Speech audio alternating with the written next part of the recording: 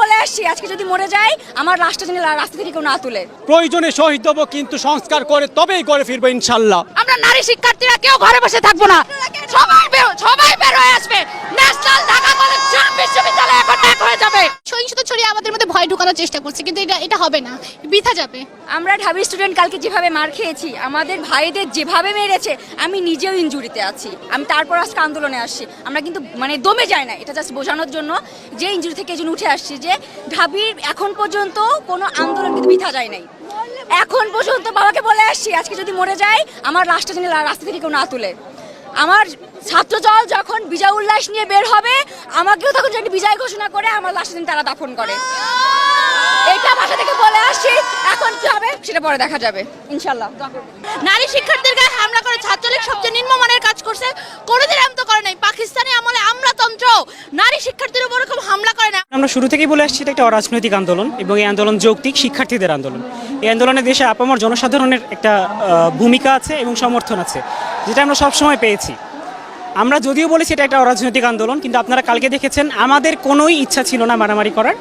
একটা নির্দিষ্ট গোষ্ঠী, একটা নির্দিষ্ট দল, আমাদের নাম বলতে অসুবিধা নেই, সেটা ছাত্রলীগ, তারা এই আন্দোলনকে পরিকল্পিতভাবে রাজনৈতিক বানিয়েছে। এবং আপনারা যদি দেখেন, গত পরশু মাননীয় প্রধানমন্ত্রী বলেছেন যে তিনি ঢাকা বিশ্ববিদ্যালয়ে এই লাঠি কিংবা ইটপাটকেলের বৃষ্টি, বন্দুকের ঝনঝনানি বাদ দিয়ে কলম তুলে দিয়েছেন, খাতা তুলে দিয়েছেন। একদিন পরে কিন্তু ছাত্রলীগ তাদের হাতের খাতা কলমগুলো দেখিয়ে দিয়েছে। আমাদের আসলে অস্ত্রের সাথে কোনো পরিচয় নাই, অস্ত্রের কোনো ট্রেনিং নাই তাদের মতো। তারা শুরু থেকে অস্ত্রের সাথে পরিচিত, তারা নিয়মিত ট্রেনিং প্রাপ্ত। এবং আজকে তারা কি করেছে, আজকে আমরা আসার সময় দেখলাম তারা বিভিন্ন স্থান থেকে টোকাই ভাড়া করেছে। টোকাই ভাড়া করে তারা আজকে সাধারণ শিক্ষার্থীদের উপর আন্দোলনের উপর হামলা করতে এসেছে। আজকের আন্দোলনটা একদিন না একদিন শেষ হয়ে যাবে, কিন্তু ছাত্রলীগ তো থাকবে। এর পরবর্তীতে কোনো আন্দোলনে, কোনো পরিপ্রেক্ষিতে যদি তারা বলে তারা সাধারণ ছাত্রদের জন্য কাজ করে, তাদের ইতিহাস ছাত্রদের ইতিহাস, তাহলে তাদের দ্বিতীয়বার করে ভাবা উচিত যে তারা ছাত্রদের উপরেই বারবার হামলা করে এসেছে। আমি 18তে আহত হয়েছিলাম, কিন্তু 24-এ আন্দোলনটা করতে হবে এবং আমার 5টা বাইকে শহীদ হইতে হবে, তারপর আমি ঘরে ফিরে যাব। এটা হতে পারে না। আমরা সুনিশ্চিতভাবে ওনাকে বলে দিচ্ছি, সুনির্দিষ্টভাবে বলে দিচ্ছি, আমাদের দাবিটা যৌক্তিক। আমরা সংস্কার চাই, আমরা বাতিলের কথা কখনো বলেছিলাম না।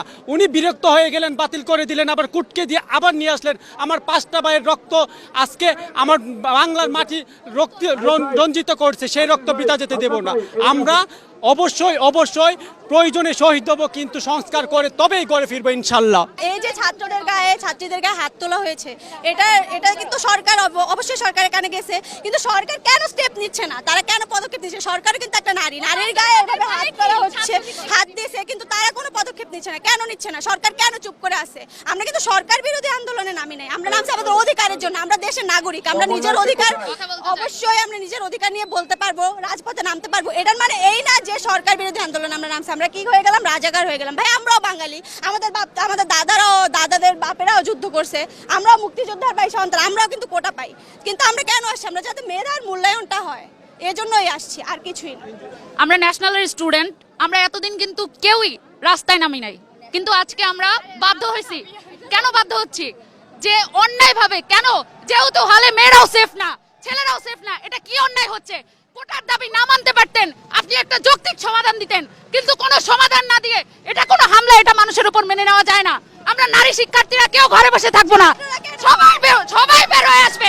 ন্যাশনাল ঢাকা কলেজ বিশ্ববিদ্যালয় এখন এক হয়ে যাবে। ওরা ভাবছে যেভাবে সহিংসতা চালালে আমরা দমে যাবো, এটা হবে না। একজনই আমরা আরো দাঁড়াবো, আমরা কালকে আবারও দাঁড়াবো। এভাবে সহিংসতা ছড়িয়ে আমাদের মধ্যে ভয় ঢোকানোর চেষ্টা করছে, কিন্তু এটা হবে না, বৃথা যাবে।